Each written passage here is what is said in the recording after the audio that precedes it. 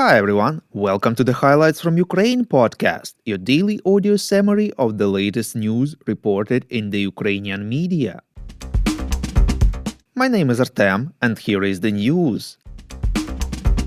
For 349 days, Ukraine defends itself against the forces of the Russian invasion. In his State of the Union address, US President Joe Biden called Russia's war in Ukraine the biggest test for the world and assured that the US would support Ukrainians for as long as it takes, reports Ukrainska Pravda. Quote, "It was a test for America, for the whole world. Will we stand up for the most basic principles? Will we stand for sovereignty, or will we stand for the right of people to live free from tyranny? Will we stand up for the protection of democracy? 1 year later, we know the answer, yes, we will, and yes, we did," unquote. German Defense Minister Boris Pistorius visited Ukraine for the first time after his appointment, reports Interfax Ukraine. The German minister met President of Ukraine Volodymyr Zelensky and Defense Minister Oleksiy Reznikov.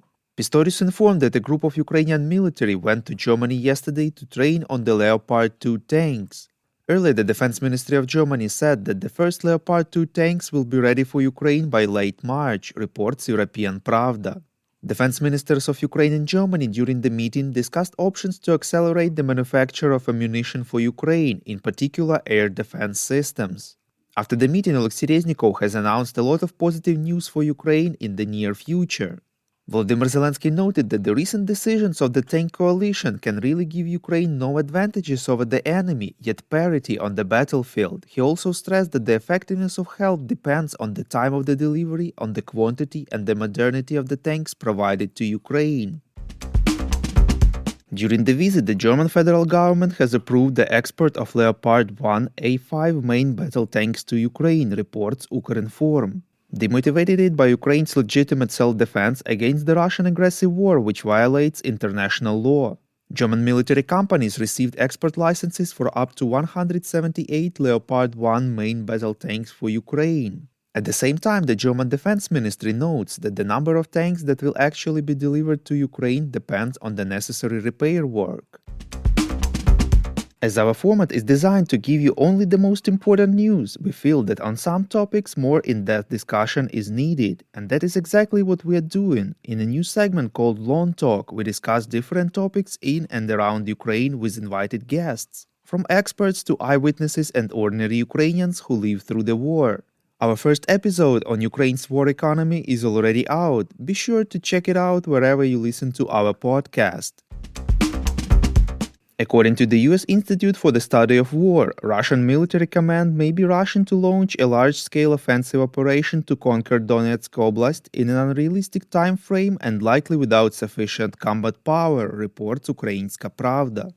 Based on the assessment of the UK Ministry of Defense, the experts point out that Russia has highly likely been attempting to launch a major offensive operation to reach the Donetsk Oblast administrative border since early January 2023, but had only been able to gain several hundred meters of territory per week. The UK Ministry of Defense attributed such a slow pace to Russian munitions shortages and the lack of maneuver units that are necessary for a successful and rapid offensive. Yesterday, Russian Defense Minister Sergei Shoigu held a press conference on the status of the war. The institute believes that it was an attempt to present the Russian Ministry of Defense as an effective and involved leadership apparatus as the Russian military prepares for a renewed major offensive in Ukraine. Financial Times, in one of its articles, assesses that Ukrainian defenders use about 5,000 to 6,000 artillery shells per day, which equals the annual need of a small European country, reports Ukrainska Pravda. According to Morgan Brandtzæg, CEO of the Norwegian arms manufacturer Nammo, the sharp shift to military rails is creating a supply chain crisis in Europe as defense manufacturers try to ramp up production to replenish national stockpiles as well as to support supplies to Ukraine. Demand for some components is so high that delivery waiting time has increased from months to years, he said.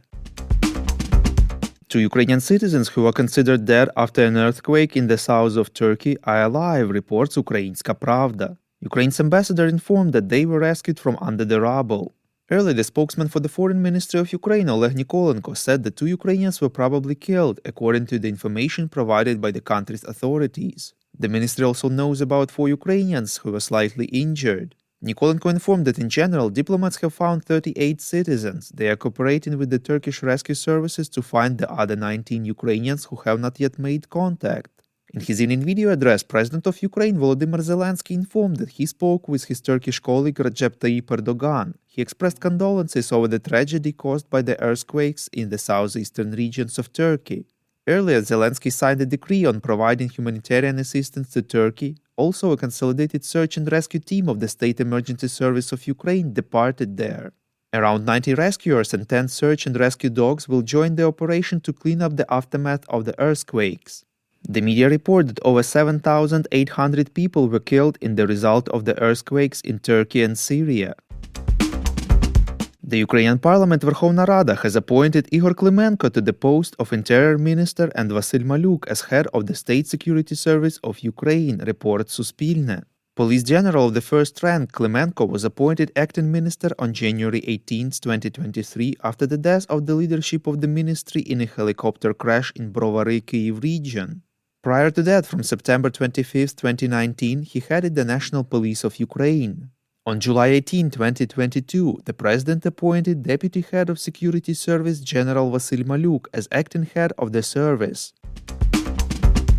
If you like what we do and would like to tip us, you can now do so directly to our PayPal. Check out the link in the description to this episode for more details.